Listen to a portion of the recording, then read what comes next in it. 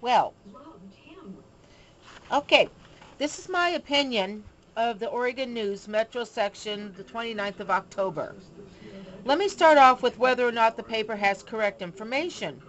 In the reference paper, one article, Just What is a Service Dog, states the little Pomeranian was bleeding to death on the woman's lap. The other article, Dog's Owner Sorry, states the dog was on a leash at the woman's feet. Just where was the dog anyway? And with this conflict, what else is not accurately posted? The next part I'd like to go to is the one reference to the dog owner sorry.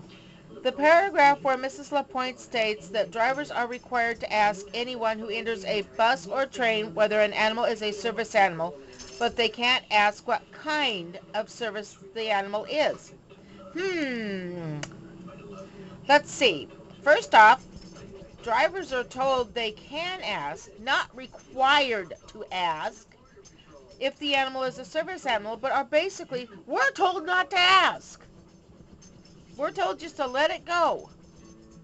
We can get in trouble with ADA if we ask. I asked several operators who all said they were told not to ask. It's against ADA. Even two supervisors I asked were told not to ask. We are not required to ask. Don't know how much truth that printed paper is. Next, if anyone enters a bus or a train with an animal, we're supposed to ask if it is a service dog. We're going to look pretty stupid with a person who has a cat or other animal asking if it's a service dog. Who proofreads this article anyhow? Let's go to companion pets now. Everything I have read states a companion dog is trained to help the physically disabled. Naturally, we find out this dog was not a companion. What would have happened if the dog would have gotten hold of an adult, or even a child for that matter? TriMet needs to have some guidelines and rules to prevent this sort of activity from happening again. Here's some options. We have disabled citizens, or honored citizens as we're called, carry cards. Some have stars on them, some have filled in stars, some have A's on them. Why not put an S for service animal right on the card?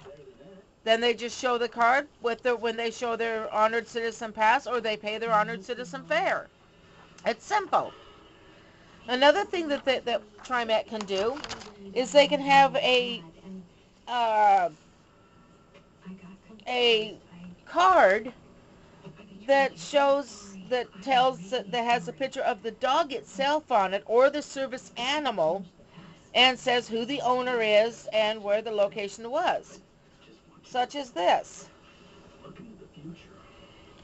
Another thing that they can have is a tag like our ID tags that we wear, is a tag that actually goes on the dog, regular credit card size.